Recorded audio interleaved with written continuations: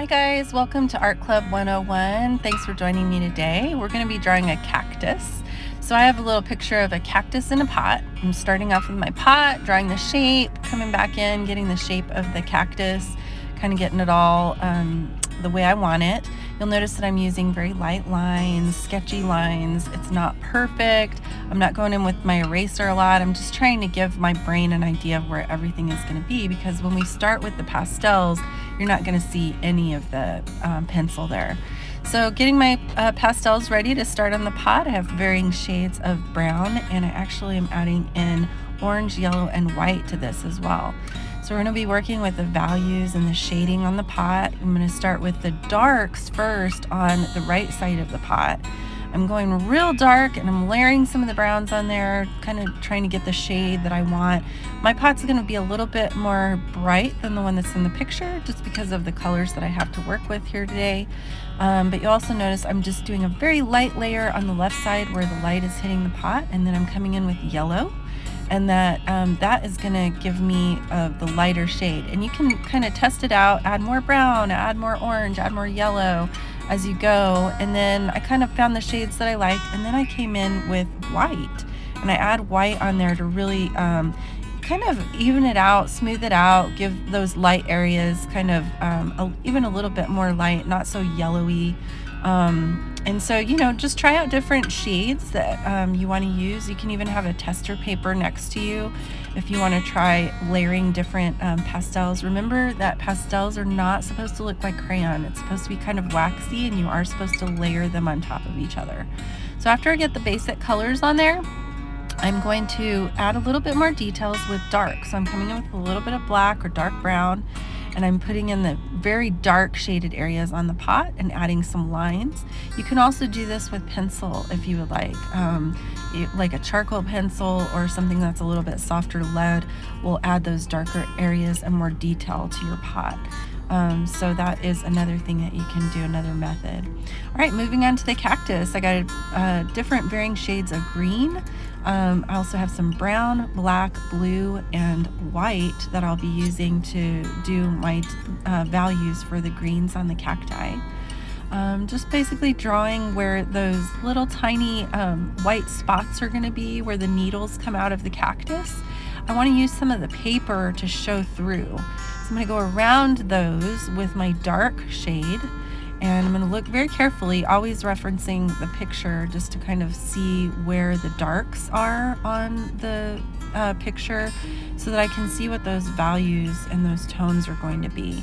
You're also going to layer your different varying shades of green, and don't be afraid to play with those colors to see the shades that you like. Don't just stick with one color. It's, one color is boring.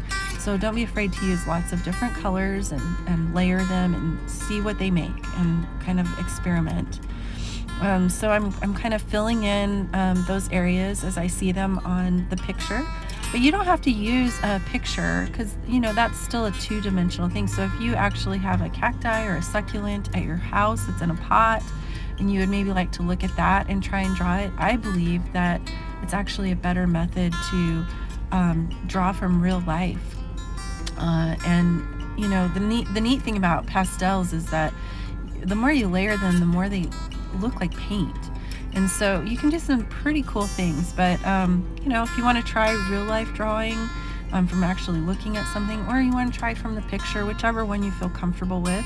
And as you get better at your craft, go ahead and try new things.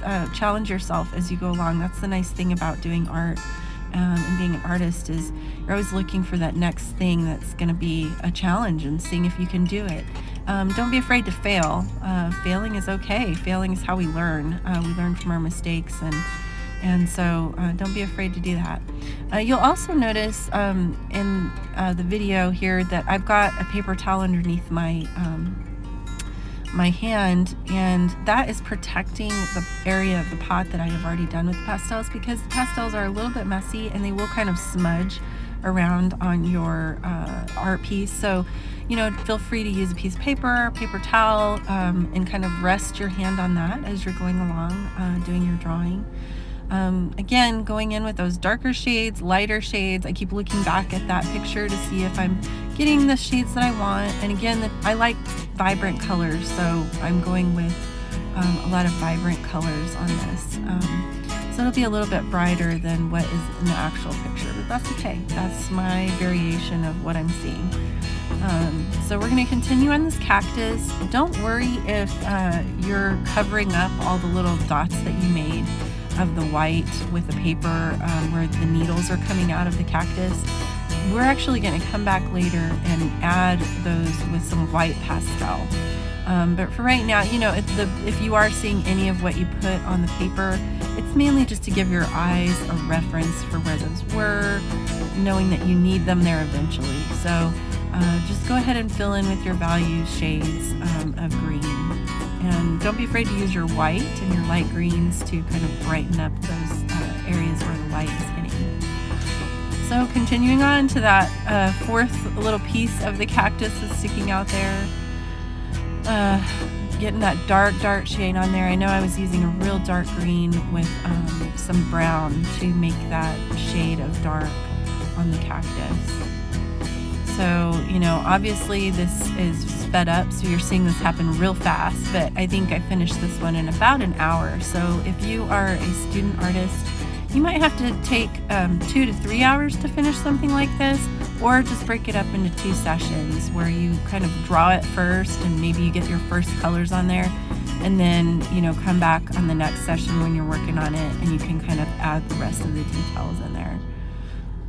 So, you know, and everybody's is going to look different. It's not going to look just like mine. It's going to look like yours. So, all right. So now this is a cool thing that you can do with oil pastels. I take a toothpick and I'm actually scraping off some of the oil pastels and making little needles coming out of the little white dots that are on the cactus. And you can have them go in varying directions because that's what needles do on a cactus. And this is called sgraffito. You use sgraffito to, you know, kind of add some of the finishing details to your oil pastel artwork. It's just a neat little method that you can use. You can try it out. There's different ways that you can scrape that waxy, oily pastel off of the artwork and add some neat things. So then I'm actually going to take the white pastel and I'm going to take the edge of it and I'm going to be pressing pretty hard to get these little white dots on the cactus where those little needles are coming out. So you'll see I have every once in a while I'll take the needle or the toothpick and, you know, make those little needles, and then sometimes I have the white pastel and I'm adding in those little white dots, and you have to press pretty hard trying to get it to look more realistic. Now these are what we would call details. These are some of the last finishing touches that you would put on your artwork. You don't do these when you first start. So then last but not least, I take a pencil. It's kind of a softer leaded pencil, and I'm adding in some more lines where the dark parts are of the cactus, and I'm also coming in and adding more needles to the cactus coming out of those little white dots that I did. They look like little hairs, so just little sticking out onto the edge of the paper, coming out of those little white dots, putting them everywhere. And that's pretty much it for today's oil pastel artwork. I hope you enjoyed it, and feel free to try your own at home. Have a great day.